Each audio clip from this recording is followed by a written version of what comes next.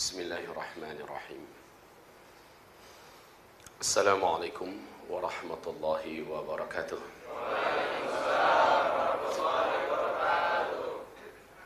Alhamdulillah. Wassalatu wassalam ala rasulillah. La hawla wa la quwata illa billah. Allahumma la sahla illa ma ja'altahu sahla. Wa anta taj'alul hazana idha syi'ta sahla. Rabbi syrah li sadri wa yassir li amri wahlul 'uqdatam min lisani yafqahu qawli. Allahumma arinal haqqa haqqan warzuqna tiba'ah wa arinal batila batilan warzuqna jitinabah. Amma ba'du. Ibarallah isma'u qala Allah subhanahu wa ta'ala ya ayyuhalladzina amanu taqullaha haqqa tuqatih wa la tamutunna illa wa antum muslimun.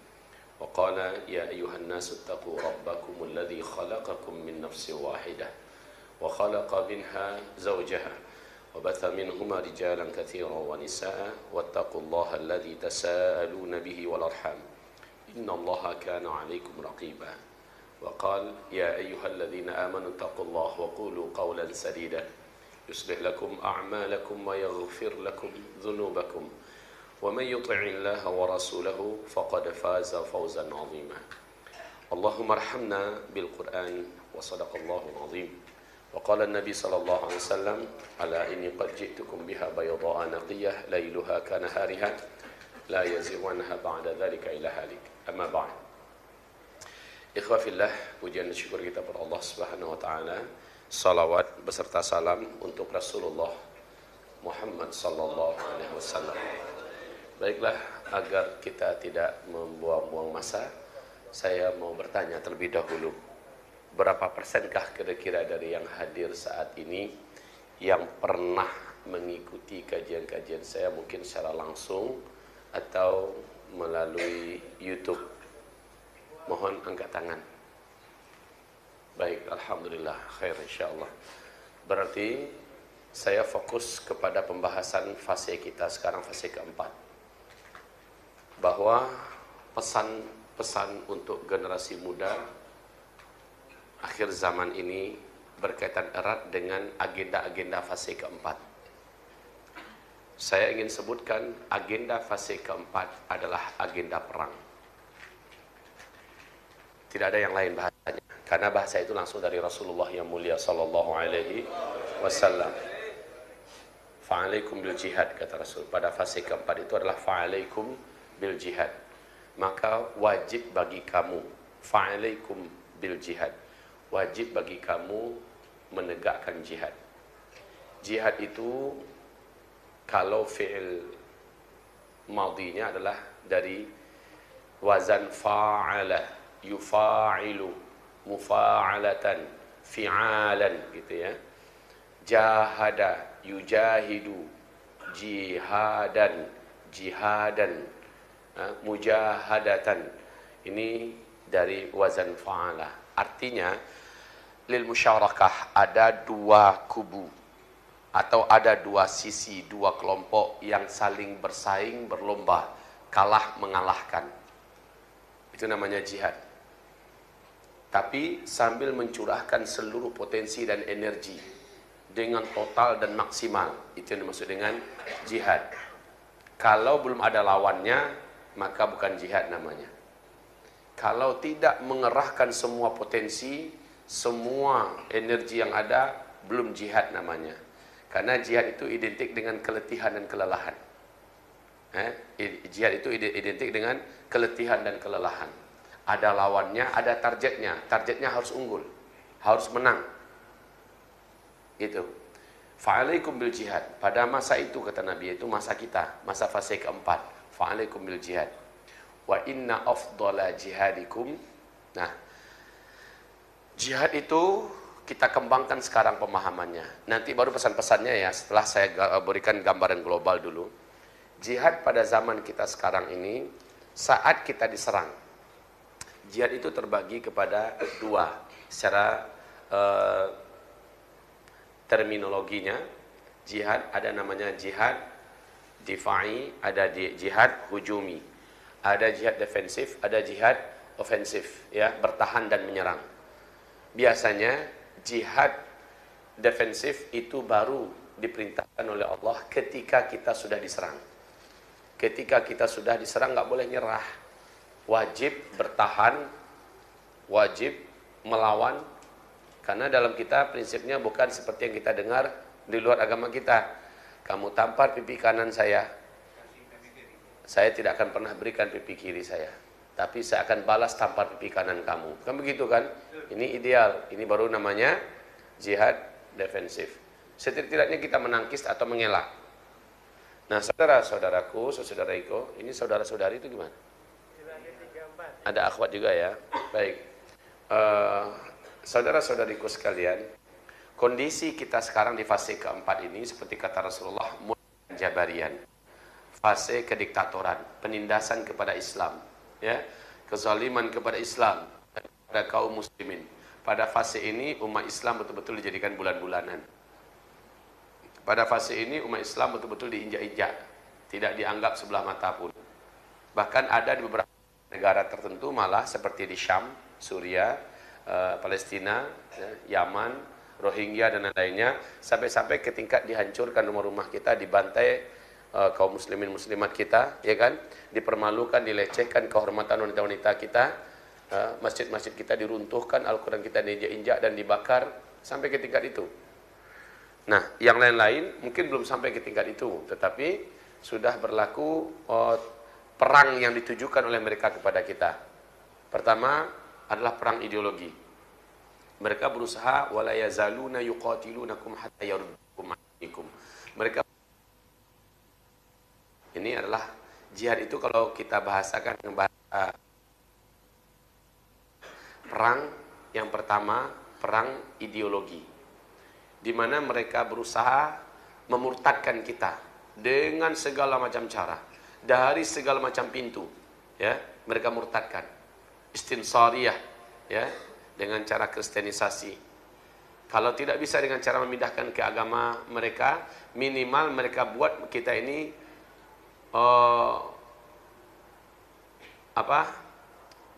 seperti mereka.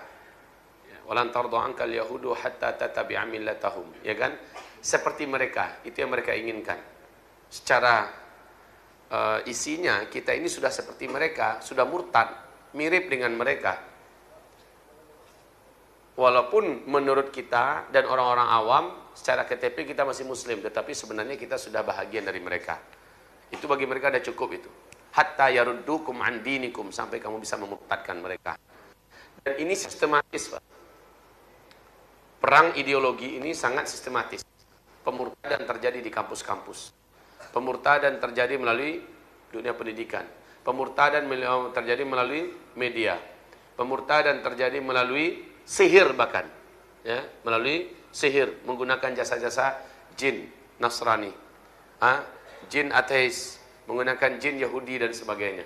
Itu mereka lakukan dalam rangka hatta yaruddukum an dinikum, sehingga kamu bisa mereka balikkan dari agama kamu. Nah, kita harus perang nih melawan ini. Caranya bagaimana? Dengan penyebaran tauhid, memberikan tau'iyah, akidah dan akidah tauhid kepada generasi kita, kepada anak-anak kita, khususnya diri kita dulu.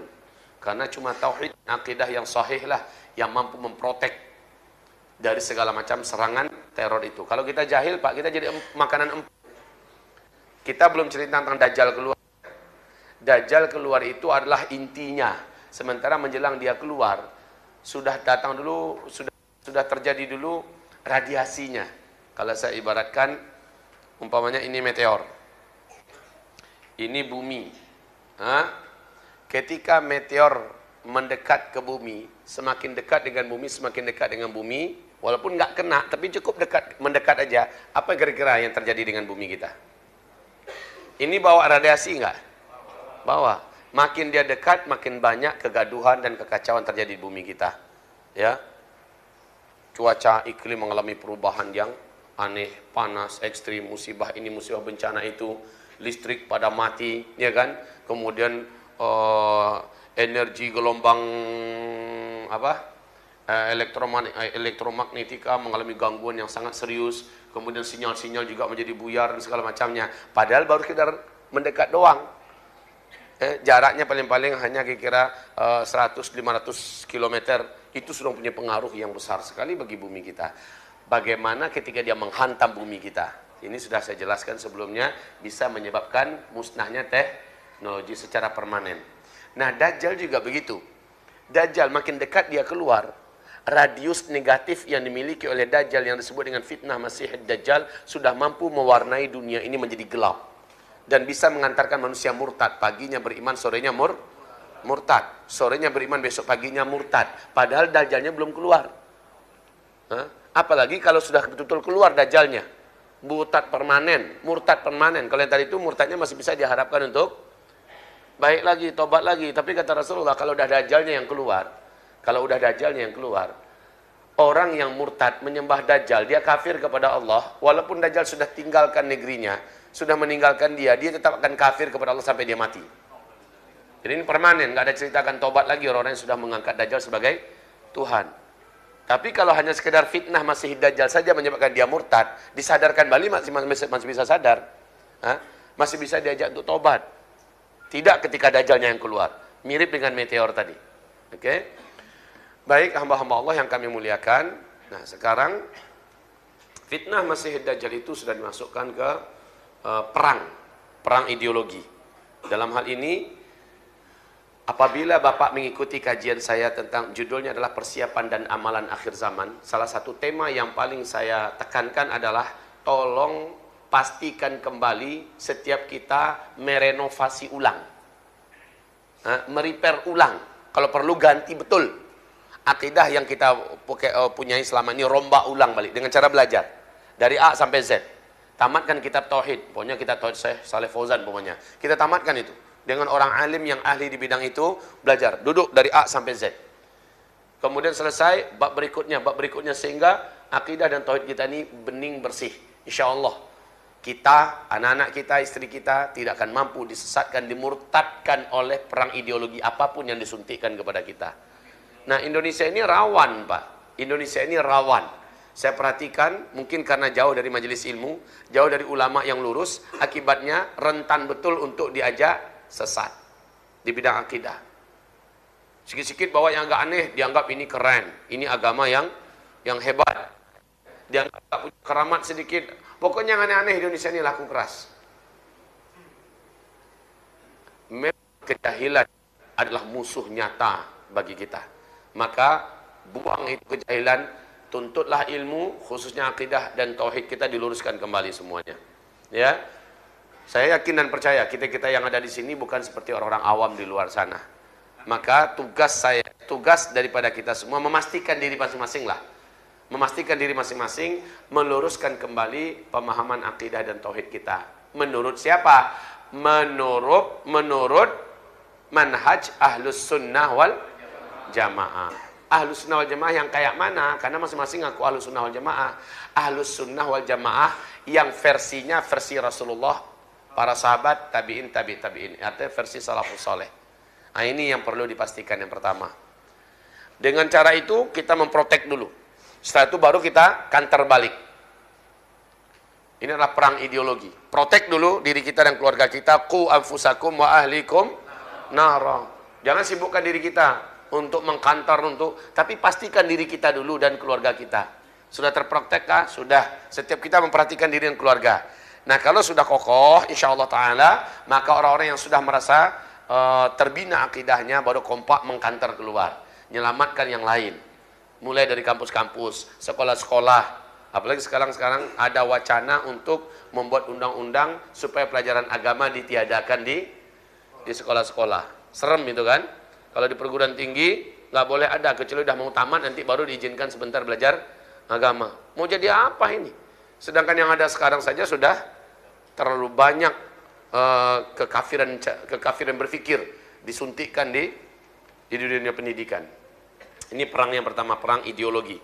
Jadi yang pertama saya sarankan adalah memprotek atau melindungi diri dan keluarga terlebih dahulu dengan akidah yang sahih. Belajarlah dengan para ahli-ahli ilmu yang bertauhid. Saya nggak tahu di Jakarta ini siapa yang pakar di bidang itu, mungkin bapak-bapak semua lebih tahu. Ya, silakan bermajelislah dengan mereka. Tapi tuntut kepada mereka, kami ingin belajar tauhid Syekh. Ya, kami ingin belajar tauhid, wahai alim, wahai guru, ya, tolong selesaikan dengan kami pelajaran tauhid. Nanti kalau sudah belajar tauhid, Pak, pasti belajar tentang syirik. Nah, kalau sudah belajar tauhid, pasti nanti belajar tentang syirik atau munaqadhatul Islam atau nawaqidus syahadatain, pembatal-pembatal syahadat. Pasti belajar itu nanti itu. Ya, pasti akan belajar tentang konsekuensi dua kalimat syahadat. Pasti akan belajar tentang khurafat. Pasti akan belajar tentang firqah-firqah dhallah, kelompok-kelompok yang sesat dan menyimpang, sekte-sekte yang murtad dan kafir. Biasanya urut-urutannya begitu, sehingga akhirnya kita benar-benar sudah memiliki imun di segi akidah. Ini yang pertama ya. Jadi nasihat saya yang pertama adalah pastikan di kita dan diri kita sudah menjadi ahli tauhid di akhir zaman. Nah ini kerjaan yang pertama yang terbesar, Pak. Karena kalau hanya sekedar leher digorok nggak apa-apa, masih masuk surga. Ya kan? Kalau rumah kita dihancurkan, kalau hanya masjid rupanya diruntuhkan, oke lah. Tetapi ini tidak mencelakakan kita di akhirat kita. Namun kalau sudah akidah kita yang dibobol, yang dijebol, murtad kita, Pak. Murtad kita, jatuh kita kepada kesyirikan.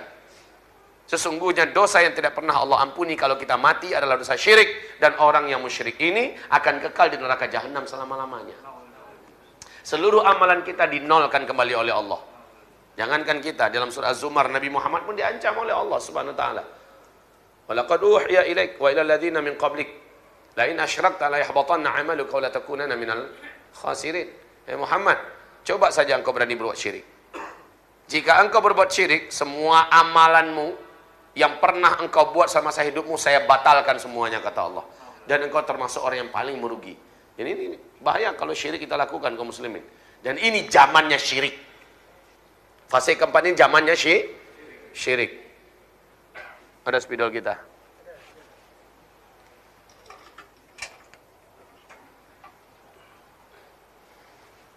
Fase keempat. Fase keempat. Satu, ini adalah fase-fase zaman-zaman fitnah.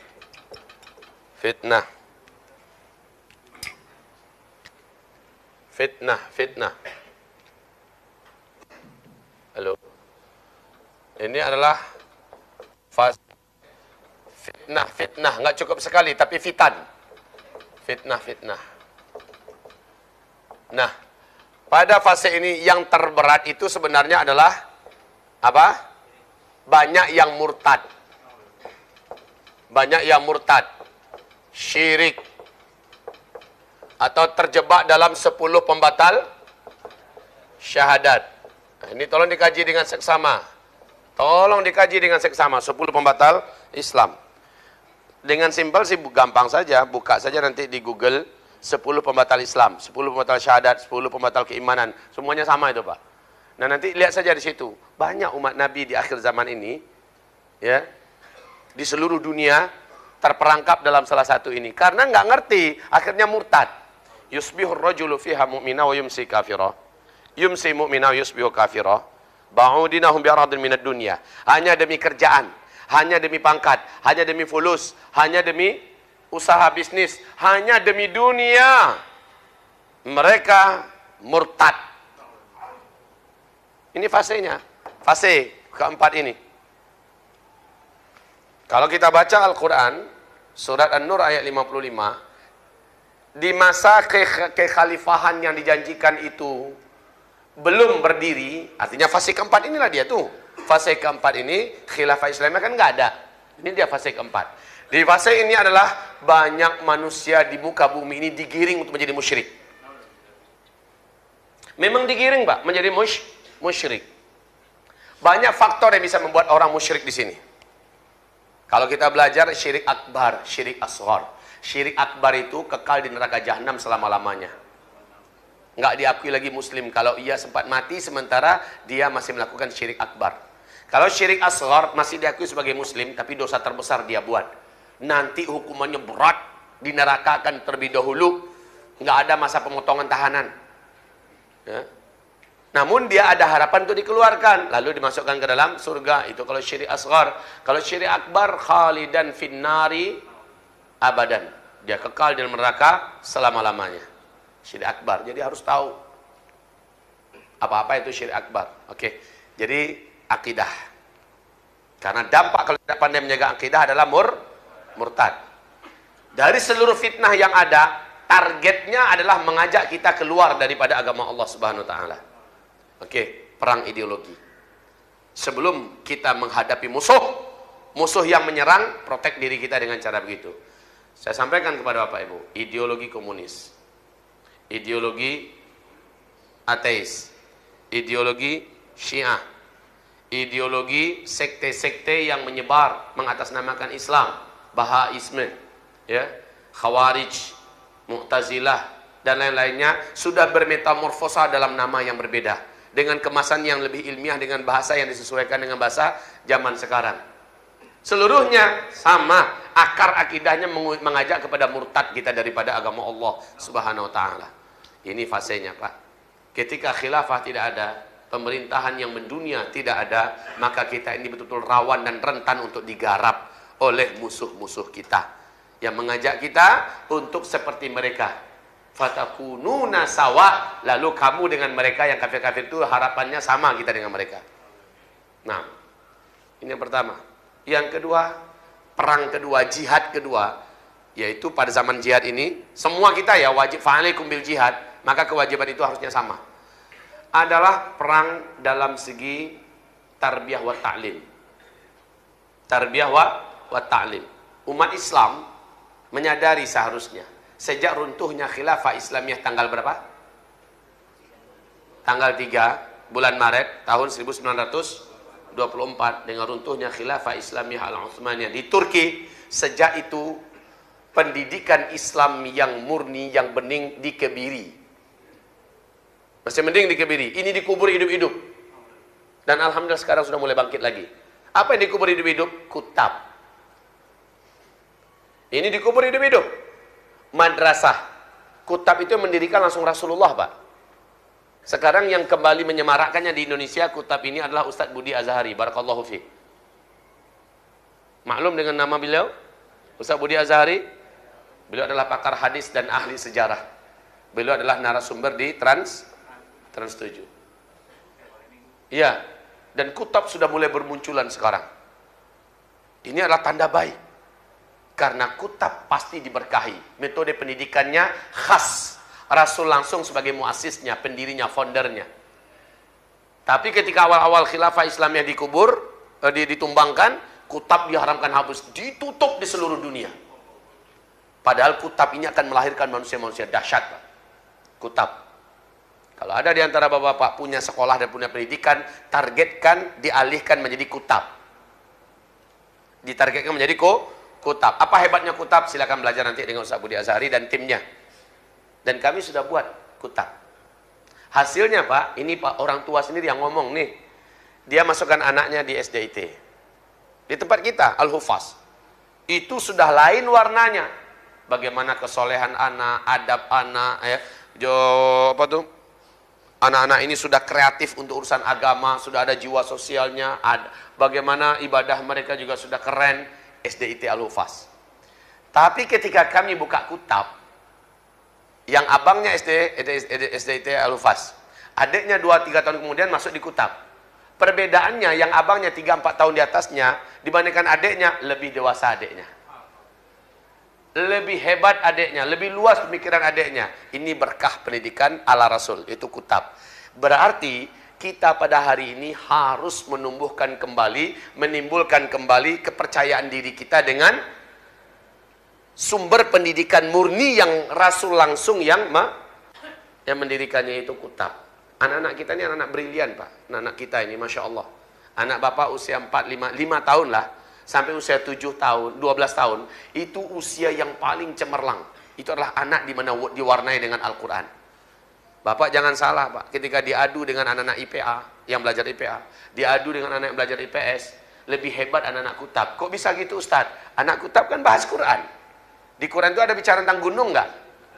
Maka ketika bicara gunung, anak-anak ini dibahas tentang gunung dalam Al-Quran.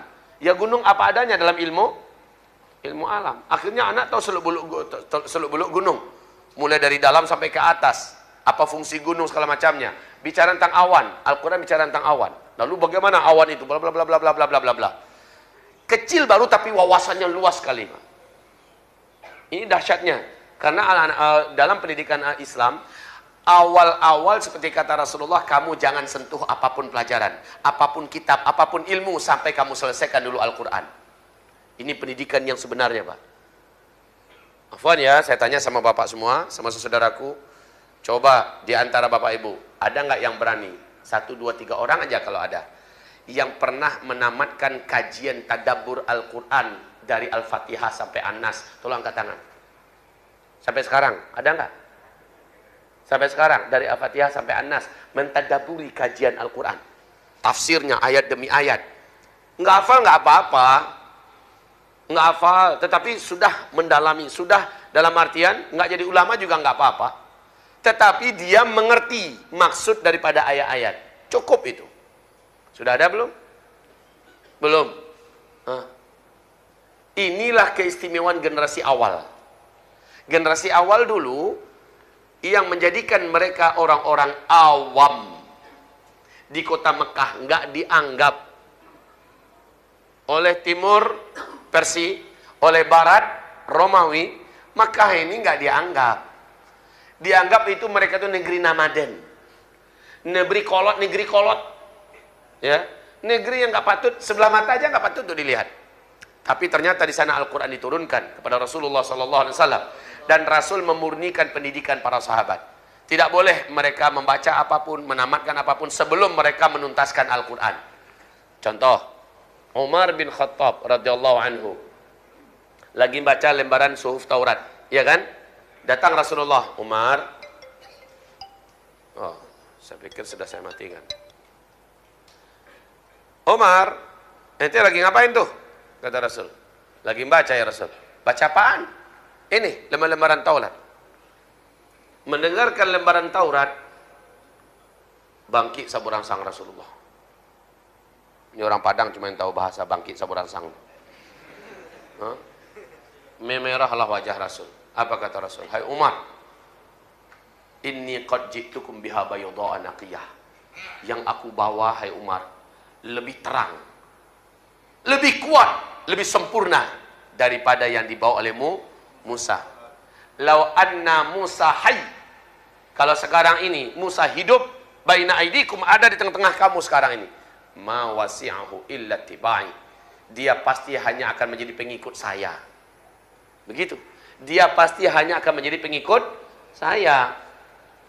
Musa dulu juga pernah mengatakan, kalau nanti saya hidup di masa beliau, di masa Nabi Muhammad nanti hadir di akhir zaman, saya siap menjadi tukang bawa sendalnya Nabi Muhammad, kata Musa. Ya. Jadi hai Musa, ngapain juga ente baca tuh Taurat? Yang saya bawa lebih sempurna daripada Taurat. Maknanya apa? Tinggalkan Musa. Lah yang dibaca oleh, tinggalkan hai Umar. Gitu, tinggalkan Umar. Cukupkan Al-Quran.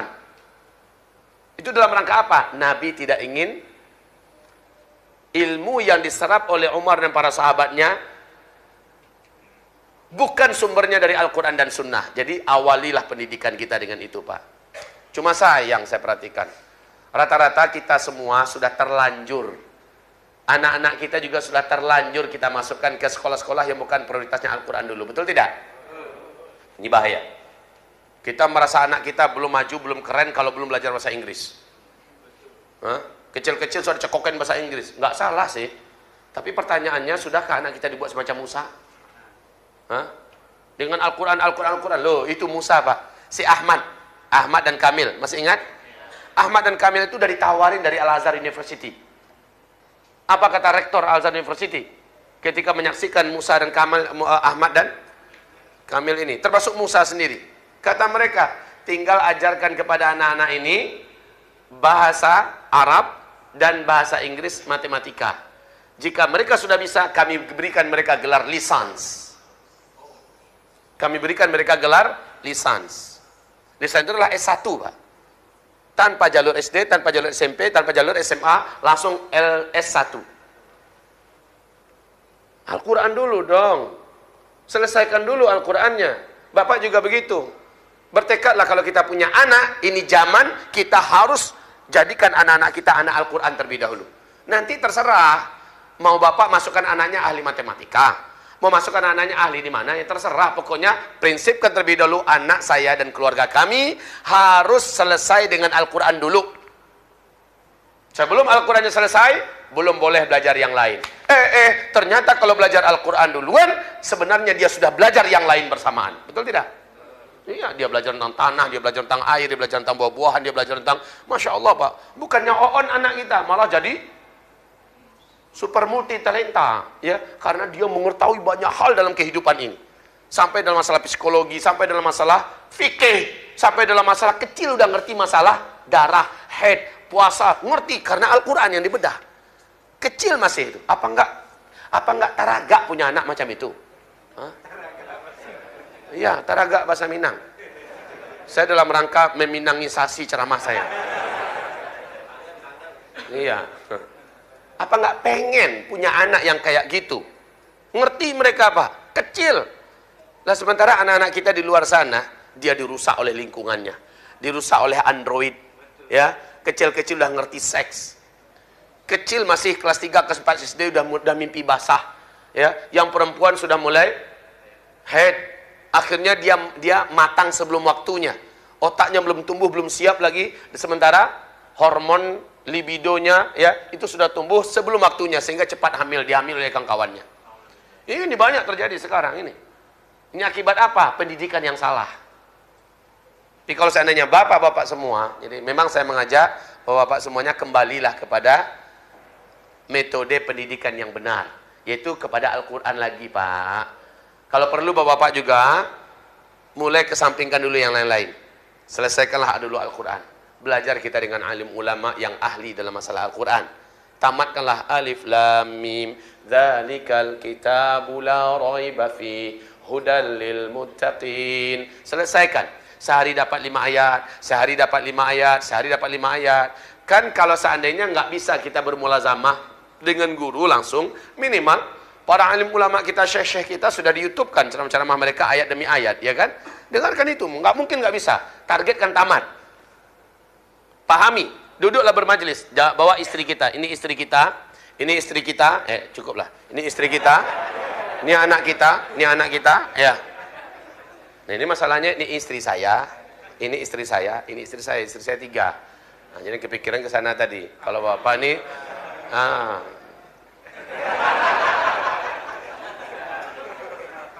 ya, ini generasi akhir zaman. Generasi akhir zaman beraninya poligami hanya dalam khayalan. Sudah kita fokus, jangan gagal fokus. Kembali kita, ya. Jadi bawa keluarga kita, tamatkanlah Al-Quran. Buat kita diskusi dengan istri, dengan anak-anak. Anak-anak diajak, Pak. Sehingga anak-anak itu kecil, tapi sudah aneh cara bicaranya. Aneh gimana? Dewasa, Pak. Semoga Allah memberikan anak-anak saya istiqomah. Contoh saja ini. Salah seorang putri saya. Tidak usah saya sebutkan namanya. Putri saya ini masih kelas 5 SD. Dia bincang-bincang dengan kakak yang di Pekanbaru, seorang aktivis dakwah. Kakak ini sudah tamat kuliah. Dan dia seorang penggerak dakwah di Pekanbaru. Kemudian mereka si kakak-kakak ini bincang-bincang tentang masalah nikah. Ya orang udah tamat kuliah tentu bicaranya nikah lagi. Putri saya ada di situ kelas 5 SD. Ketika mereka bincang-bincang tentang masalah nikah, ini yang cerita adalah umi daripada anak saya. Tadi putri kita dia cerita begini. Saya hampir haru dan hampir meneteskan air mata saya. Singkatnya putri saya bilang begini. Kakak semua kenapa pada takut dengan poligami? Apanya yang menakutkan dari poligami katanya? Saya kak katanya. Kalau seandainya ada lelaki yang soleh, berilmu, bertakwa, beriman, kuat, adil, insya Allah saya siap jadi istri ketiga, keempat, nggak masalah. Yang penting dia soleh. Kelas 5 SD udah kayak gitu ngomongnya. Sampai-sampai dicubit oleh kakaknya nih. Ish, anak kecil ngalahin kita katanya. Ya kayak gitu. Kemudian anak gadis saya yang pertama bilang, Pak, nggak masalah Pak. Tapi izinkanlah nanti umur 16 atau 17 tahun aja nikah. Loh, udah bicara nikah. Kok bisa begitu? Mereka kita didik dengan Al-Quran. Akhirnya otak mereka, Prinsip dan gaya hidup mereka diwarnai oleh Al-Quran. Sementara mereka bukan awam, Pak. Mereka kita ajarkan dengan apa yang ada di dalam Al-Quran, itu pelajaran umum mereka dapat. Nah, anak-anak kami di Hufaz, ada 600-an orang lebih jumlahnya, itu kita ajarkan kepada mereka seluk-beluk Al-Quran. Maksudnya itu secara praktis. Inilah dia pembelajaran dini dengan Al-Quran. Jadikanlah keluarga kita. Syekh Dr. Abdullah Azam rahimahullah, beliau mengatakan kunci sukses Rasulullah mendidik para sahabat adalah karena Rasul tidak mengizinkan sahabat-sahabatnya diwarnai oleh warna apapun dari ilmu-ilmu buatan dan karangan manusia sebelum para sahabatnya ditamatkan kepada mereka Al-Quran. Jangankan Al-Quran, apa yang lain-lain pelajaran. Sedangkan kitab yang sama-sama dari langit, Taurat aja dilarang oleh Nabi, ya enggak? Padahal Al-Quran belum tamat. Lah kita ini belum apa-apa udah belajar filsafat, gimana nggak murtad anak-anak kita? Betul tidak? Belum apa-apa dari dicekokin pelajaran ini menurut Karl Marx, menurut teler semua anak kita, Pak.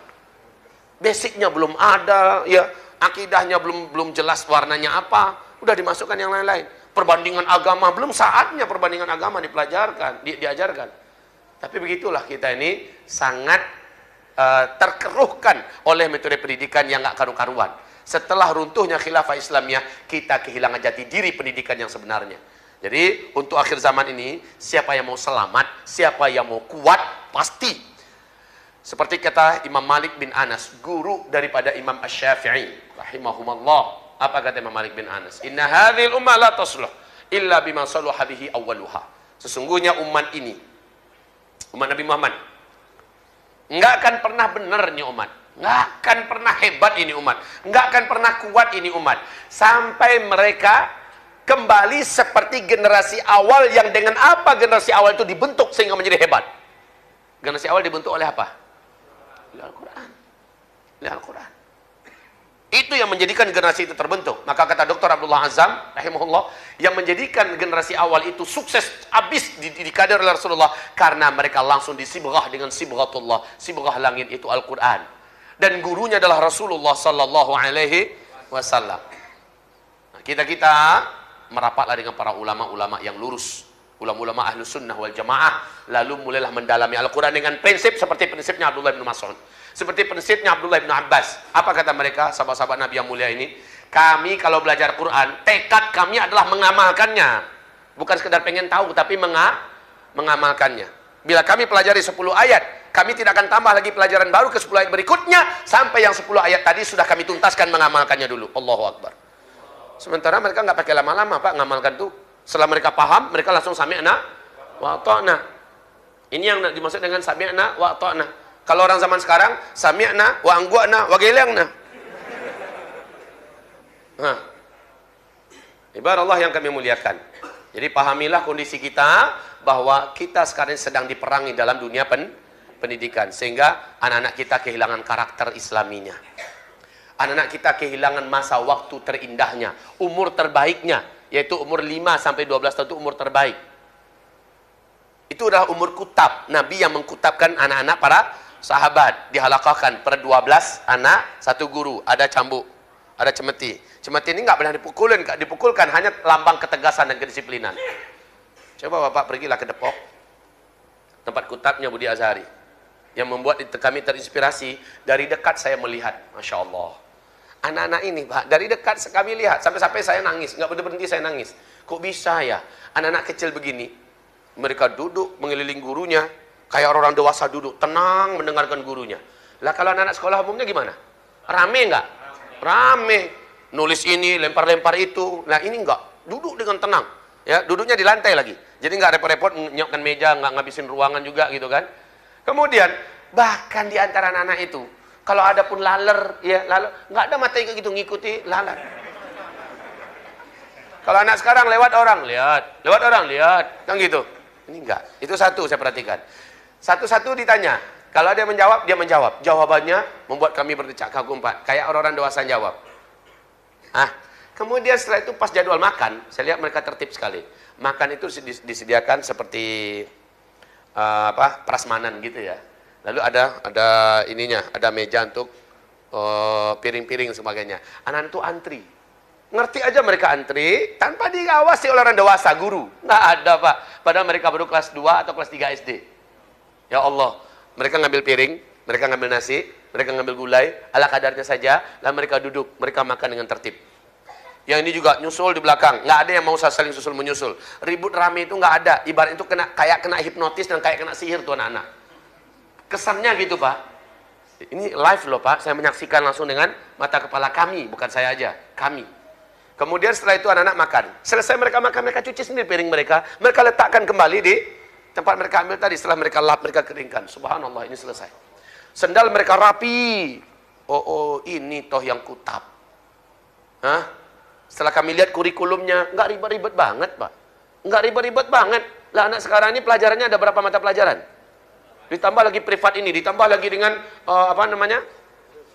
kursus ini, kursus itu. Hah?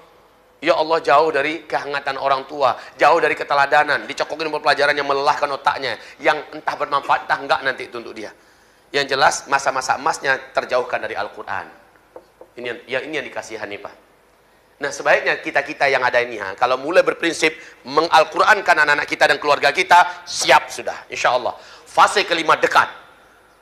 Fase kelima dekat, yaitu fase kejayaan Islam kembali. Amin. Kalau setiap kita punya tekad, hidup ini, warna hidup ini hanyalah warna hidup dari langit. Al-Quran yang mewarnai hidup kita dan keluarga kita. Masya Allah. Ya, ibarat Allah yang kami muliakan. Jadi, yang punya anak, tolong anak-anaknya. Nggak apa-apa, kalau orang mencibir juga nggak apa-apa. Toh kita nggak akan jadi kurus kerempeng karena cibiran orang. Kita nggak akan jadi bangkrut dan miskin karena cibiran orang. Kalau orang puji kita juga nggak akan jadi gemuk kita dengan pujian orang. Kita nggak akan masuk surga dengan pujian orang. Bahwa kamu masukkan anak kamu ke sekolah Al-Quran kayak gitu, nanti jadi apa anak kamu? Bahasa mulutnya udah kayak gini kayaknya. Udah nggak selamat duluan bentuk wajahnya. Sementara kita ini generasi istimewa akhir zaman ya. Generasi istimewa itu ciri khasnya salah satunya adalah la yakhafuna laumata. Mereka nggak peduli. Mereka nggak ada khawatir sedikit pun dengan cemeehan orang-orang yang mencemeh, ya, cemoohan orang-orang yang mencemooh, cacian orang yang mencaci, sebodoh. Lah itu sekarang ayahandanya Musa, ibundanya Musa, dunia mengenal, dunia menghormati mereka. Musa kecil baru ayah bundanya sudah dibawa haji, berkah daripada cara pendidikannya pada anak-anaknya. Si Kamil, si Ahmad juga, masya Allah, tabungannya sekarang udah hampir miliaran, Pak. Tuh anak-anak ini kecil-kecil tuh udah hampir miliaran. Tiap orang melihat dia kasih 50 juta, kasih 20 juta. Kemarin dari kedutaan Arab Saudi, siapapun yang ada hubung keluarga dengan dia dibawa haji plus, masya Allah. Ya, anak-anak kecil. Inilah istimewanya kalau anak di Al-Quran kan. Belum gede lagi kita udah dibawa berkah oleh mereka. Belum lagi di akhirat kita akan beri syafaat. Di dunia saja dia sudah membawa keberuntungan. Sementara anak-anak orang sekarang kecil baru udah pandai nendang orang tuanya. Ya, udah pandai melototin orang tuanya. Karena nggak dididik dengan Al-Quran. Jadi jangan salah-salah ya. Fase ini saya harap semua kita fokuslah mendidik anak dan keluarga dengan Al-Quran. Nggak apa-apa dibilang fanatik, memang harus begitu akhir zaman. Memang harus begitu. Fanatik amat lo jadi orang. Iya. Sok alim, sok soleh. Nggak apa-apa daripada sok fasik. Iya kan? Nggak apa. Kita harus punya prinsip. Prinsip kita adalah sibghatullah. Wa man ahsanu minallahi sibghah liqaumin yuqinun. Itulah celupan Allah yang Allah turunkan dari langit. Dan siapa yang mengambil celupan Allah, apakah ada lebih baik celupan daripada selain celupan Allah? Tidak ada. Maka kalau begitu, celupi hidup kita, keluarga kita, anak-anak kita dengan Al-Quran. Baru setelah selesai Al-Quran, sunnah. Nabi kan mengizinkan para sahabat tuh. Setelah selesai, dulu sahabat mulai mencampur-campurkan ini. Kata Nabi, jangan. Hadis-hadis saya, kata-kata saya jangan dicampur dulu dengan Al-Quran. Selesaikan dulu Al-Qurannya, kata Rasulullah. Setelah Al-Quran tuntas, selesai, aman, udah hafal semua oleh para sahabat. Mereka udah bisa membandingkan, membedakan mana yang Al-Quran, mana yang bukan Al-Quran. Maka kata Nabi, fal'ana, sekarang ini faktubuha, silakan kamu tulis. Silakan kamu tulis, silakan kamu pelajari sunnah, nggak ada masalah, karena Al-Quran sudah selesai. Afwan ya, saudaraku, ada pengajian yang mulai ngetop di Indonesia, dan banyak beradu dan bertembung dengan yang lain-lain. Ini yang majukan dulu adalah sunnah. Al-Qurannya enggak dimulai dengan Al-Quran, tapi sunnah dulu. Akhirnya berantem kemana-mana, beradu kemana-mana. Adabnya enggak duduk, akhlaknya enggak jelas, segala macamnya. Sunnah. Sementara kalau Rasulullah mengajar dulu tuntas dengan Al-Quran. Salahkah mereka? Udah bagus yang mereka lakukan. Hanya saja harusnya tertibnya selesaikanlah Al-Quran. Toh ketika bahas Al-Quran otomatis pensyarahnya pasti sunnah. Betul tidak? Jangan disunnah dulu, ayatnya jarang ke bawah. Jadinya asbab keberkahan pendidikan jadi hilang. Itu. Taib, saudaraku, yang punya sekolah, mohon dari sekarang sulap sekolahnya menjadi sekolah Al-Quran. Ini generasi akhir zaman. Spidol kita yang jantan sedikit ada nggak? Spidolnya spidol kemayu.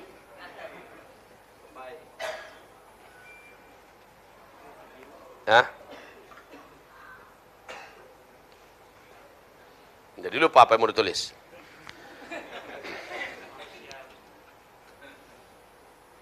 Barakallahu fiik. Baik, ibarat Allah yang kami muliakan, kalau nggak punya pendidikan Al-Quran, maka bertekadlah anak-anak kita dan diri kita hidup sekarang ini dengan Al-Quran. Akhir zaman fase keempat, fase kedua, ini fase pertama. Siapa yang memimpin fase pertama? Rasulullah SAW, Nabi Muhammad SAW. Terus fase kedua, siapa yang memimpin fase kedua? Awas, lihat bahasanya dari Nabi, lihat bahasanya.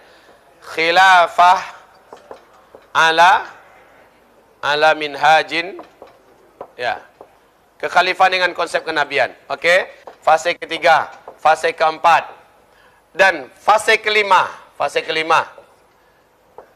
Coba ada yang hafal hadisnya nggak? Apa bahasa Nabi di fase kelima? Khilafah persis banget, 100%. Khilafah ala minhajin nubuwah.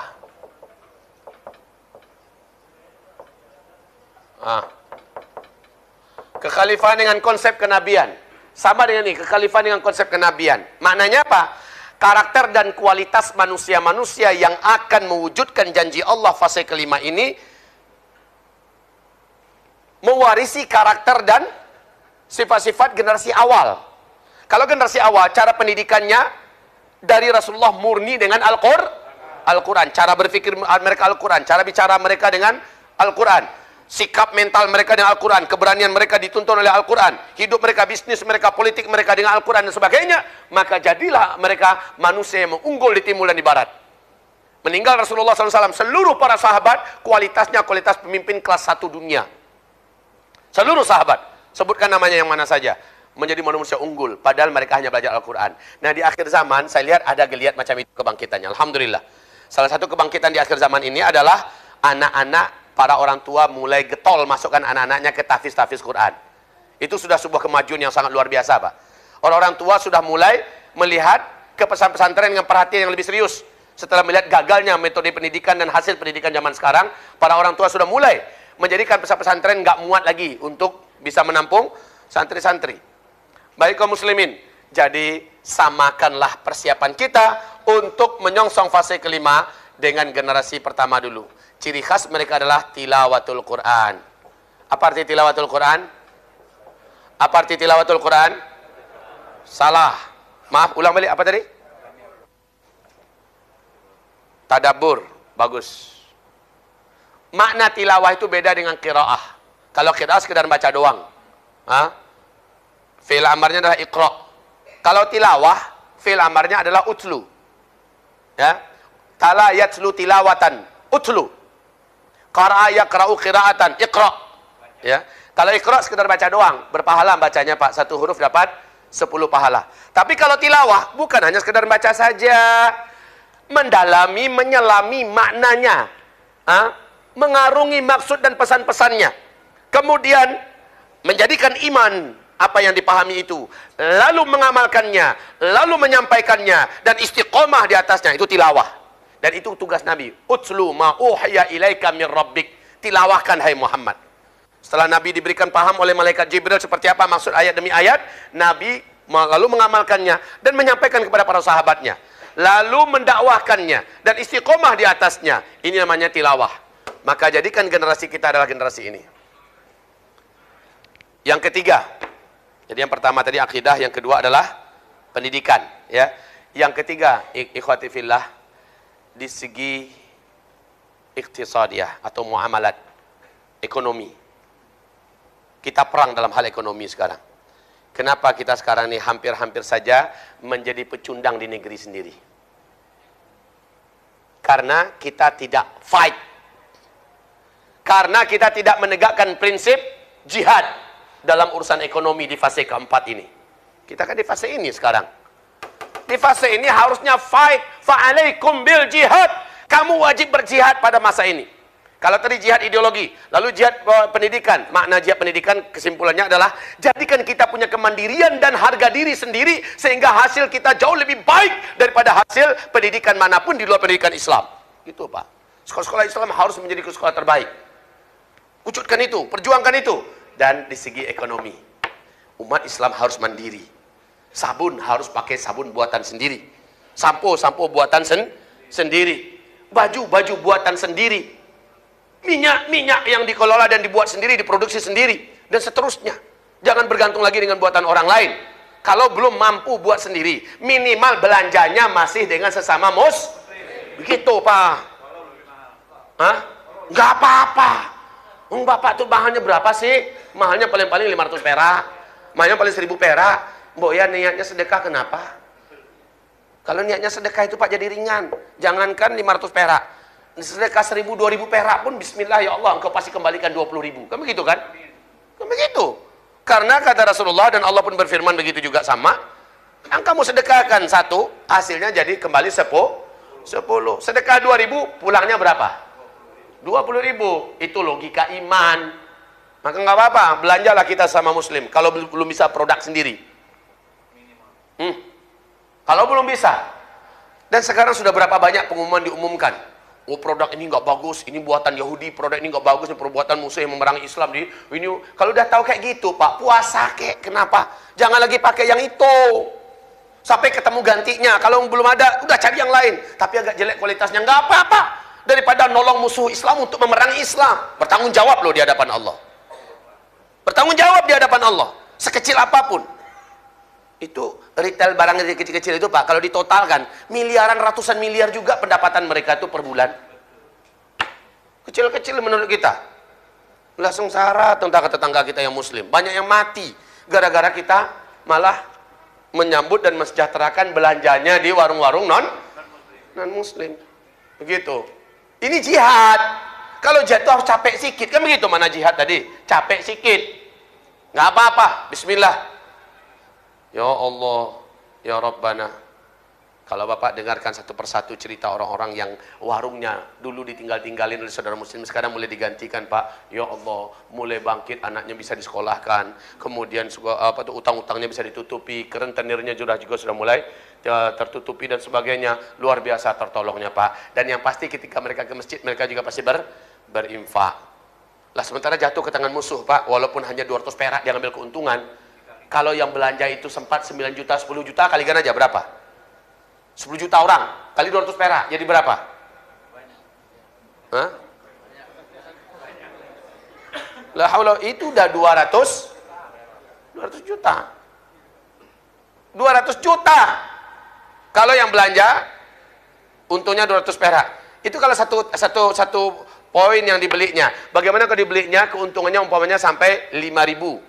Sekali belanja. Satu hari yang belanja adalah 10 juta.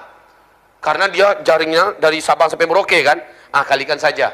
Berapa ratus miliar keuntungan yang didapatnya Pak dari belanja retail umat Islam. Jihad. Kalau ini prinsipnya jihad, maka buatlah mat muslim. Lalu bertekad. Semuanya wajib punya prinsip al-wala wal barra. Apa wala wal barra itu? Wala itu artinya loyalitas. Saya hanya belanja pada muslim. Saya hanya belanja produk muslim. Barra, saya tidak akan pernah belanja kepada non muslim. Dan mereka melakukan hal yang sama ke kita loh, Pak. Mereka tidak akan mau belanja kepada kita. Percayalah, kecuali terjepit terdesak. Selagi masih bisa, mereka akan sesama mereka. Apalagi Yahudi. Ya Allah, Yahudi itu paling pelit mengeluarkan uangnya untuk yang lain. Biar dia nunggu taksi berlama-lama, asal dia temukan taksi dari ciri khas komunitas dia, maka di stop. Lewat taksi, naik Pak, nggak mau. Lihat Pak, nggak mau. Ya, ditanya Pak, udah banyak taksi yang datang, kenapa Pak nggak mau? Saya punya, mau taksinya taksi orang Yahudi.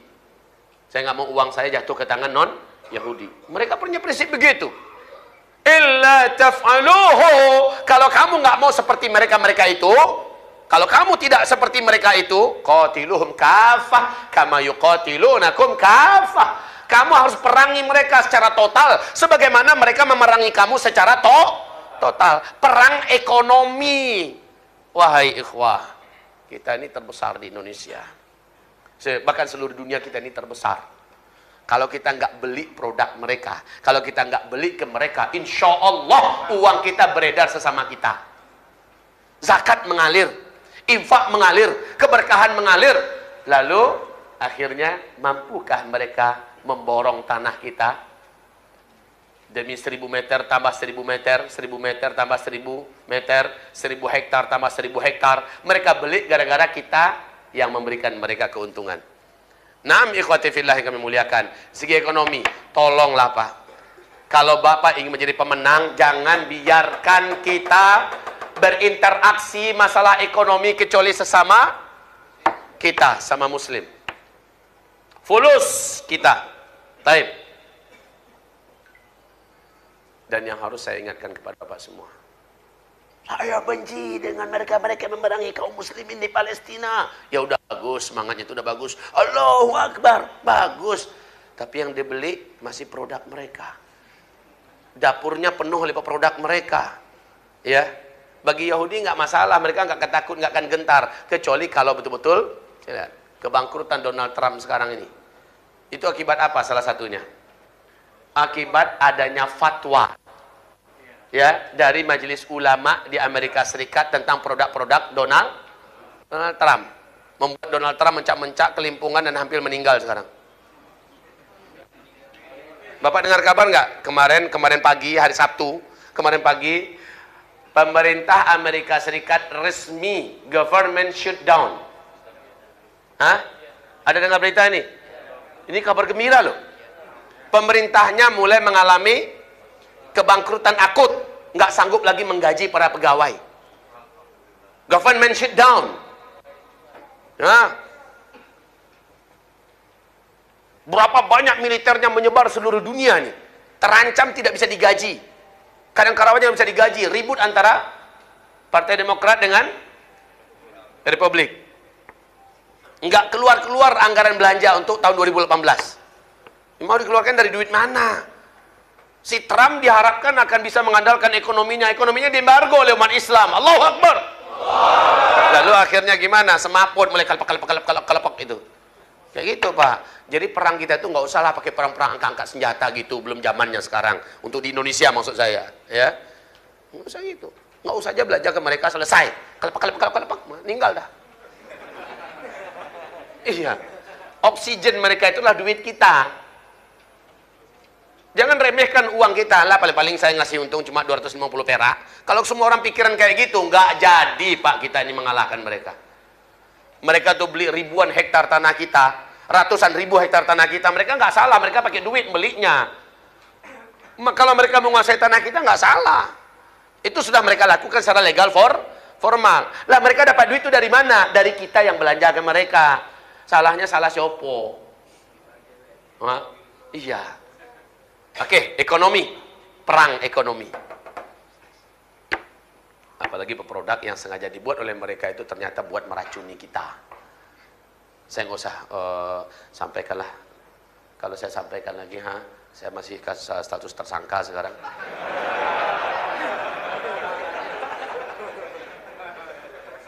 Makin panjang urusan. Waduh kaum muslimin. Insya Allah kebenaran tetap disampaikan dan kebenaran telah tersampaikan. Insya Allah saya tidak akan pernah gentar dan takut menyampaikan kebenaran. Insya Allah. Nah kaum muslimin yang saya muliakan, ini zamannya zaman perang. Antum harus Pahamkan ke dalam memori antum nih. Ini zaman perang. Ya, perangnya perang yang damai, tapi mematikan. Kan yang bagus gitu kan? Ya, daripada perang gejubuk kita yang mati. Bagusnya perang hanya dilihat saja dia mati, kan enak gitu, Pak. Oke, yang ketiga, tolong kepada ibu-ibu dapur kita, maksudnya istri kita, sampaikan pesan pada mereka. Dek, ini belanja. Haramkan 1 rupiah pun dari uang kita ini jatuh ke tangan bukan muslim. Usahakanlah, Dek. Belanjalah di toko-toko retail muslim. Mahal-mahal sedikit nggak apa-apa, kita sedekah deh. Masya Allah, kalau gitu prinsipnya setiap keluarga muslim se-Indonesia kuat ekonomi balik kita, Pak. Insya Allah. Kuat ekonomi Islam kembali, Pak. Insya Allah, barakah. Gitu loh, Pak ya. Yang ketiga, yang keempat, politik. Ini juga perang. Harus ada perang dalam urusan politik. Siasa Ustadz itu kotor, najis. Jangan dibawa ke masjid, Ustadz, kotor. Umat Nabi Muhammad, simak baik-baik ya. Islam ini kafah. Islam ini membahas 5 hal, dan itu yang Islam kafah. Akidah, keyakinan, kepercayaan, 1. Yang kedua, ibadah dan amalan-amalan, 2, itu urusan Islam. Yang ketiga, hukum, baik hukum fikih, halal, haram, sah, batal, wajib, sunat, makruh dan sebagainya, ya. Kemudian hukum pidana dan perdata, itu urusan Islam. Kemudian yang keempat, masalah akhlak, moral, adab, itu urusan Islam. Dan yang kelima, muamalat. Nah, muamalat ini yang paling luas. Muamalat itu salah satunya dibedah dalam muamalat, bukan hanya munakahat saja, urusan nikah-nikah, bukan itu saja. Bukan saja urusan iqtisadiyat, ekonomi bisnis saja, tidak. Termasuk siyasiyat, urusan politik. Jangan bawa politik ke masjid. Ini yang ngomong kayak gini, ini tandanya orang ini kurang pengetahuan. Gagal memahami sejarah. Ya, apapun bahasanya. Saya tanya, kan ada juga bilang begini, ulama-ulama bicara politik di masjid itu ulama-ulama yang sudah mulai membawa kotoran dan najis ke dalam masjid. Cebong. Ngomong sembarangan. Coba perhatiin tuh, Rasulullah hijrah dari Mekah ke Madinah, apa dulu yang dibuat oleh Rasulullah? Tolong jawab. Masjid duluan apa bukan? Masjid. Lalu Rasulullah sepanjang memerintah punya gedung istana sendiri nggak? Nggak. Sampai Rasul meninggal kan nggak ada istana khusus buat pemerintah Nabi kan? Sementara Rasul itu pimpinan negara, betul tidak? Pimpinan sebuah pemerintahan. Otomatis masalah-masalah ketatanegaraan, masalah negara segala macamnya diselesaikan oleh Rasulullah di mana? Di masjid. Di atas mimbar. Penyelesaian masalah-masalah apa? Di mimbar, di masjid. Rasulullah meninggal, yang mengganti siapa? Abu Bakar. Abu Bakar meninggal dunia. Siapa penggantinya? Oke, mari kita dengar sejarah tentang Umar sedikit. Ketika Umar bin Khattab radhiyallahu anhu, karena terkenal kisah orang Yahudi dari Mesir menuntut keadilan sampai datang ke Madinah. Ingat nggak kisah ini? Dia tanya-tanya orang-orang, di mana istananya Umar? Jawaban orang, nunjuknya ke masjid. Tuh, nggak puas dia. Masa iya rumah ibadah jadi tempat istana? Kan nggak mungkin. Lalu dia tanya orang lain, di mana istananya Umar? Tuh, orang nunjuk ke masjid semua. Kesel dia, ada laki-laki yang sedang duduk di bawah batang pohon. Ternyata lagi jemur baju. Ya, datang, Pak. Bapak kenal nggak dengan Umar bin Khattab? Kenal. Emang kenapa? Di mana istananya, Pak? Tuh. Ditunjuk ke masjid lagi. Pak, emang dia nggak punya istana? Semua urusan diselesaikan di sana. Yang mana yang Umar bin Khattab, Pak? Saya, katanya. Wah, Masya Allah. Pemimpin besar lagi duduk jemur baju, Pak. Sendirian. Nggak ada Kopassus sekitarnya. Ya Allah ya Rabb. Nah, coba perhatikan. Urusan-urusan politik tuntas selesai semuanya di dalam Artinya karena politik itu sendiri adalah ibadah. Tergantung siapa yang megang politik. Kalau politik dipegang oleh orang-orang jahat, maka hasilnya adalah jahat. Kalau politik dipegang oleh orang soleh, beriman, bertakwa, maka hasilnya politik yang membawa kepada kekuatan, kejayaan, dan kemuliaan. Masya Allah. Jadi jangan ditinggalkan kaplingan ibadah yang ini. Kalau ada ulama bicara tentang mari kita pilih nanti si anu umpamanya tuh, berarti dia sudah melakukan hal yang benar. Walaupun di mimbar, walaupun di masjid, memang harus begitu. Jangan bawa-bawa politik. Nah kalau gitu dikadalin melulu, kan begitu kata saya. Ya. Jangan mau, sudahlah masa lalu itu sudah. Kita sudah merasakan pahitnya ketika kaplingan ini kita tinggalkan kepada orang-orang jahil, mereka yang ngisi, habis kita dibelasah oleh mereka. Jadi kita harus perang di sini. Perangnya dengan cara-cara yang elegan. Sebaiknya semuanya di belakang para ulama. Jangan berinisiatif di luar daripada apa yang diumumkan, apa yang diputuskan oleh para alim ulama. Coba lihat, ketika ulama yang memimpin, tenang nggak semuanya? Jangankan ada yang rusak, rumput aja nggak keinjak itu kalau ulama yang memimpin. Masya Allah, keren abis tuh Pak. Sampah satu pun nggak ketemu. Masya Allah, dari pagi sampai sore. Allahu Akbar. Dananya dari mana? Itu kalau ulama yang memimpin. Maksud saya bukan ulama yang menjadi presiden, bukan begitu ya. Tapi kalau ulama yang mengomando, jadi jangan sampai lepas komando kita ini.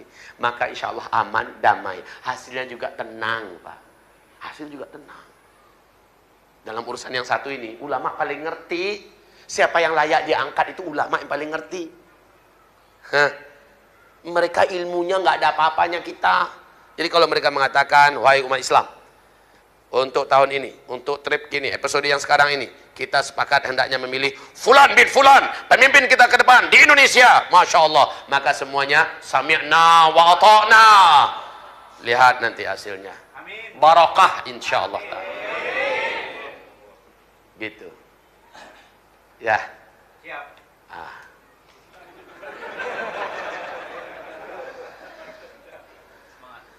Ini masa-masa jihad. Ini baru 10% loh Pak dari penyampaian kita. Jadi nggak bisa lanjut. Masalahnya saya ngisi lagi di Masjid Al-Ittihad di Tebet. Ya, jadi memang kita harus batasi. Saudara-saudaraku yang kami muliakan. Artinya to be continued. Kayak begitu, akan bersambung. Judulnya tetap sama. Apa judulnya?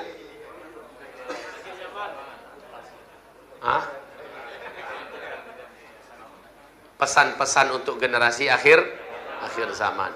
Yang 4 tadi aja dulu Bapak, komitmen aja tuh dulu ya.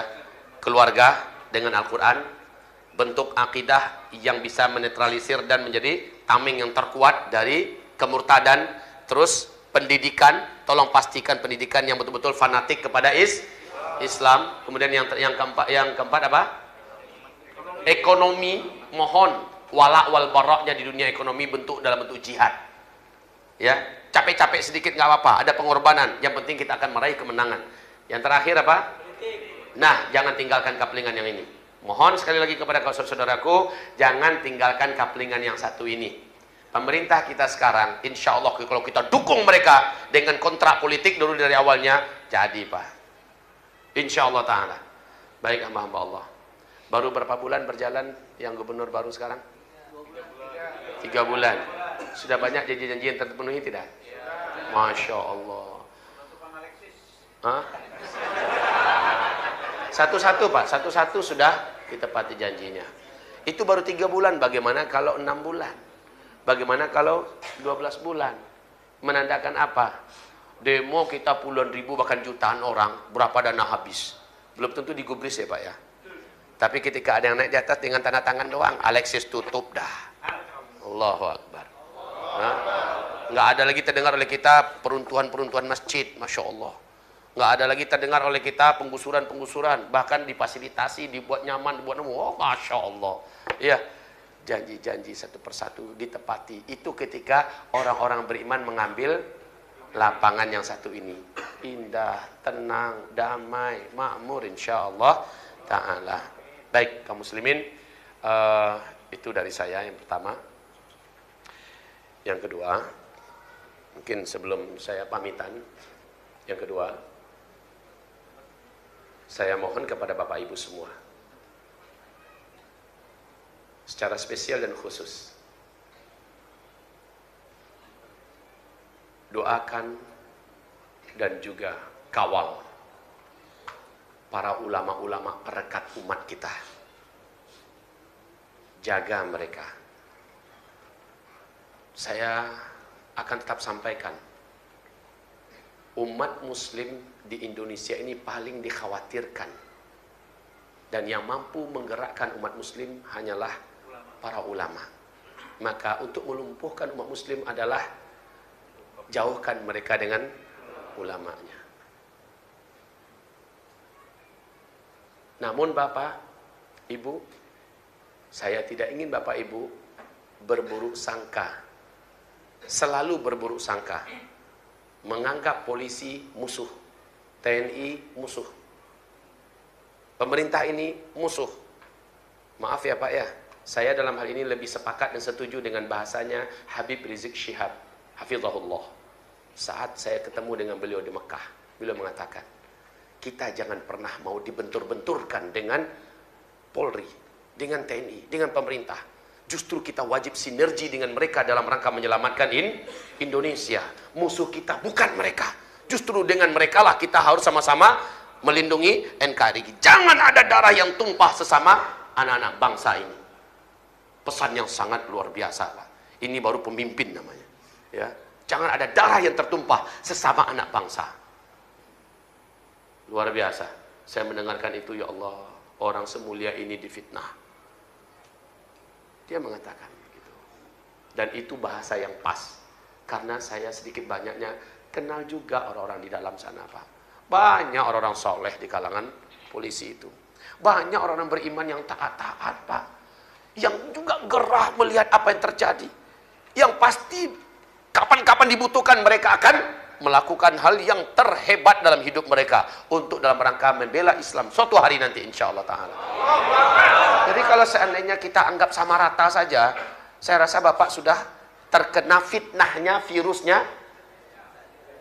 musuh-musuh yang memang menginginkan kita bentrok sesama kita. Itu yang saya maksud ya Pak ya. Saya nggak ada di pesan sampai siapa nih, kok Ustaz ini tumben-tumbenan bela-bela polisi. Bukan gitu masalahnya. Masalahnya di dalam itu banyak orang-orang soleh yang nggak mau kalau mereka pun difitnah sama. Mereka akan berpikir mereka suatu hari nanti akan bersama-sama dengan kita. Jadi kalau begitu, selama ini kan kita menjauhi. Selama ini kan kita mau terprovokasi dan memusuhi, ya kan? Tapi coba kalau kita merapat. Afwan ini, tadi saya ketemu dengan Pak Kapitra, diajaknya sarapan pagi. Tahu Profesor Kapitra? Ya, Kapitra Ampera. Beliau mengatakan, semacam Ustadz Abdul Samad rahimahullah, beliau ini sudah berulang-ulang diminta untuk mengisi oleh Kapolri di Mabes Polri. Karena jadwal beliau sudah padat, beliau tidak bisa. Udah 4 bulan dari sekarang. Padahal ada keinginan untuk bisa memberikan jadwal kepada beliau ke seluruh Polda se-Indonesia. Lah itulah saatnya kita memberikan warna. Betul tidak? Alhamdulillah ketika ketemu dengan Ustaz Abdul Samad, beliau akhirnya dapat menerima dan menyatakan insyaallah bila memang manajemen dakwah saya mengatakan bisa, saya akan isi di sana. Nah ini yang diperlukan Pak. Sebenarnya pemimpin-pemimpin kita sekarang ini, mereka itu didekati oleh bukan orang-orang yang benar. Akhirnya mereka menganggap kita dengan mereka adalah rival. Tapi ketika mereka didekati oleh umat, oleh orang-orang yang baik dan benar, insya Allah Ta'ala mereka akan merangkul kita, akan bersama dengan kita, akan membukakan jalan-jalan. Ke depan siapapun yang memimpin Indonesia, kita yang memilih, kita yang rapat, ulama-ulama kita yang menasehati. Jadi Pak, kalau ulama dan umara yang benar sudah sama-sama jalan, Indonesia ini diyakini bisa memimpin dunia insya Allah. Saya yakin dengan Indonesia Pak. Kita bukan bangsa yang bodoh. Diberi oleh Allah kepada kita nih otak-otak yang cerdas, luar biasa Pak. Di mana-mana Indonesia luar biasa. Di pendidikan di kampus tingkat dunia, Indonesia rata-rata memimpin Pak. Di segi dunia pendidikan. Di segi kemampuan teknologi, anak-anak kecil kayak di Aceh mampu menemukan listrik hanya dari batang-batang pohon, ya kan? Luar biasa. Banyak lagi yang kecil-kecil yang mampu melakukan hal yang aneh-aneh, dan ini orang Indonesia. Indonesia kaya dari Sabang sampai Merauke, ini kekayaannya luar biasa. Anak-anaknya juga pintar-pintar. Kalau sempat terkelola dengan benar dan baik, insya Allah Indonesia akan menjadi pemimpin dunia, insya Allah. Syaratnya itu saja, jangan mau kita sesama kita dibentur-benturkan. Ini nasihat saya. Tetapi sementara sebelum itu terjadi, Bapak pasti juga tahu musuh-musuh kita tidak akan membiarkan ini terwujud. Betul tidak? Mereka akan adu domba terus sesama kita. Nah, yang perlu dijaga sekali adalah ulama kita. Ulama kita. Ini salah satu sosok yang diberi oleh Allah taufik sekarang ini, didengarkan oleh seluruh umat dan seluruh mazhab dari seluruh lapisan, adalah Ustaz Abdul Somad. Tolong kawal beliau, jaga beliau. Semoga Allah sadidkan terus lidahnya. Semoga Allah lindungi ia dari makar-makar busuk musuh-musuh agama. Kita doakan Ustadz Bakhtiar Nasir. Kita doakan Ustadz Zaitun Rasmin, Tengku Zulkarnain. Kita doakan Felix Xiao. Kita doakan ulama-ulama kita yang lain, kiai-kiai kita, apalagi para habib-habib kita dari kadang Ahlus Sunnah wal Jamaah. Bukan hanya doa Pak, saat mereka terancam, Bapak harus pasang badan membela para ulama. Siap tidak? Dengan itu mereka percaya diri. Ternyata umat merasa aku adalah milik mereka. Jujur saja, saya kemarin itu pergi dari Sumatera Barat, persiapan saya penuh untuk di dalam Pak. Udah, kami dengan keluarga, dengan jamaah, mungkin ada lihat bagaimana kami sudah, bahasa saya juga bahasa perpisahan habis. Saya juga sudah siap untuk masuk pesantren kok. Betul Pak, saya sudah siapkan jiwa raga saya. Tapi ketika saya nyampe di sini, Allahu Akbar, saya lihat advokat-advokat senior gabung semuanya Pak. Mahendra Data, Bapak Kapitra, Ahmad Medan, Munarman, ya, sebutkan yang senior gabung semua sampai 120. Nah, itu baru ditambah lagi FPI yang berbaris-baris, ditambah lagi dengan Jawara Betawi, Masya Allah, ditambah dengan LPI, ditambah dengan API, wah pada turun. Hujan-hujan pun Pak, Masya Allah, basah-basah kaum muslimin. Saya terharu. Saya nggak pernah membayangkan akan ada yang mendampingi, mengiringi, kecuali cukup pengacara aja cukup. Tapi melihat seperti itu, kata mereka, beliau ini, Ustaz Zulkifli ini adalah aset kita. Beliau adalah aset kita. Beliau adalah simbol kita umat Islam. Maka orang seperti beliau, ulama-ulama seperti beliau, harus kita jaga dengan apapun saja. Mendengarkan itu, saya nangis Pak. Saya sangka selama ini saya sendirian. Ternyata ketika merasa diperhatikan begitu oleh umat siap pasang badan. Para ulama pun akhirnya tumbuh jiwanya. Tumbuh rasa cintanya besar pada umat. Dan ke depan, ulama-ulama ini paling di depan dalam perjuangan insya Allah. Nah, ini yang dari saya. Yang pertama, yang kedua, urusan saya kan belum selesai, belum lagi tuntas. Bapak kalau mau berbagi dengan kebaikan kepada saya, yang saya butuh adalah tambahkanlah doanya. Semoga saya bebas total. Amin. Ini yang saya minta, karena sebanyak-banyak orang-orang baik yang berusaha ingin membebaskan saya di dalam sana, ada juga orang-orang yang memang geram dengan saya dilepaskan ini. Itu pasti ada. Tetapi kekuatan doa kita adalah senjata terbaik di akhir zaman ini. Itu yang saya tunggu dari Bapak Ibu semua. Ya, 3. Yang ketiga adalah di sini ada sertifikat wakaf tunai, Pak. Sertifikat wakaf tunai. Satu lembarnya ada yang 500.000, satu lembarnya ada yang 1 juta, satu lembarnya ada kosong, bisa diisi berapa, dan ada yang 200.000. Untuk apa? Sekarang ini santri-santri kami sudah terpaksa kami asramakan mereka di kandang kuda yang kami sulap dengan triplek jadi asrama darurat. Artinya nggak ada lagi tempat, apalagi menerima murid baru besok ini. Jadi kami berazam insya Allah bangunan 2 tingkat, 5 ruangan asrama di bawah dengan di atas 5 ruang belajar. Kami bangun mudah-mudahan Maret hendaknya selesai. Ketika tanah sudah kita punya, kita ratakan, datang orang menyumbang 200 juta. Pensiunan Chevron. Semoga Allah berkahi hidupnya, keluarganya, dan hartanya. Dengan modal 200 juta itu, kami mulai, bismillah, mulailah bergerak. Pembangunan sudah mulai naik, ya, apa, gajah semacamnya. Nah, saya bergerak seperti sekarang ini, saya umumkan pada umat, terkumpul lagi 150 juta. Berarti sudah 350 juta. Kebutuhan kita adalah 650 juta. Artinya kita memerlukan tambahan 300 juta lagi. Silakan rame-ramelah berwakaf, dan itu adalah investasi kita bersama-sama untuk perjuangan investasi akhirat. Semoga banyak yang punya iman dan kemampuan menyumbanglah, berinfaklah, bersedekahlah, berwakaflah. Kami sangat menunggu itu. Barakallahu fikum, barakallahu fi amwalikum, barakallahu fi ahlikum. Ya, semoga Allah memberkahi keluarga Bapak Ibu semua. Semoga Allah memberkahi harta Bapak Ibu semua. Semoga Allah memberkahi hidup Bapak Ibu semua dan keluarga. Semoga harta Bapak Ibu berkembang biak di sisi Allah Subhanahu wa taala. Semoga rezeki dipermudahkan dan jalan-jalan sulit dibukakan pintu-pintunya oleh Allah. Semoga yang sakit disembuhkan oleh Allah Subhanahu wa taala. Amin ya rabbal alamin. Demikianlah dari saya. Ini sertifikat insyaallah ada di pintu bawah, ya. Di mana? Oh, di sana. Silahkan didapatkan sertifikatnya. Di sini ada tanda tangan yang harus ditangani. Wakif, orang yang berwakaf, dan ada nomor HP. Untuk apa HP ini? Kami akan WA, kami akan laporkan bagaimana perkembangan pembangunan. Kalau memang sudah penuh, kami akan umumkan, sudah close, sudah selesai. Jadi kita, kalau sudah penuh, kita laporkan, perkembangan pembangunannya kita sampaikan. Mudah-mudahan yang hadir dapat menambah agar bulan Maret ini sudah bisa dipakai hendaknya. Amin ya rabbal alamin. Pembangunan sekarang ini sudah terus berlanjut, dan tukang kita ada 21 orang. Nah, tukang kita sekarang ada 21 orang bekerja setiap hari. Demikian saja saudaraku seiman. Insyaallah malam ini kajian saya berikutnya adalah di Masjid Al-Ittihad Tebet. Masjid Al-Ittihad Tebet, insyaallah. Judul yang mungkin Bapak Ibu sudah ketahui semua.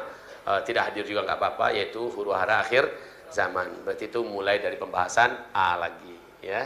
Tidak apa-apa kalau tidak hadir. Tapi kalau mau nambah ngecas lagi, tafadhol. Nambah pahala juga, tafadhol. Silahkan.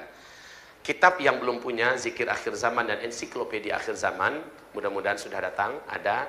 Maka itulah kitab rujukan utama kita tentang pembahasan akhir zaman ini. Silahkan dapatkan. Kitab itu pun juga menambah pembangunan ini.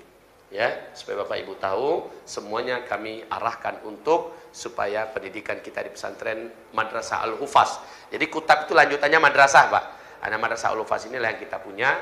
Semoga seluruhnya dapat memberikan kontribusi yang besar untuk pembangunan ini. Demikian saja dari saya, kita baca surah Wal Asri. A'udzu billahi minasy syaithanir rajim. Bismillahirrahmanirrahim. Wal 'asri innal insana lafi khusr illa alladhina amanu wa 'amilus shalihat wa tawasaw bil haqq wa tawasaw bis sabr. Allahumma arhamna bil Qur'an wa sadaqallahul azim. Subhanakallahumma wa bihamdika asyhadu an la ilaha illa anta astaghfiruka wa atubu ilaik. Wassalamualaikum warahmatullahi wabarakatuh.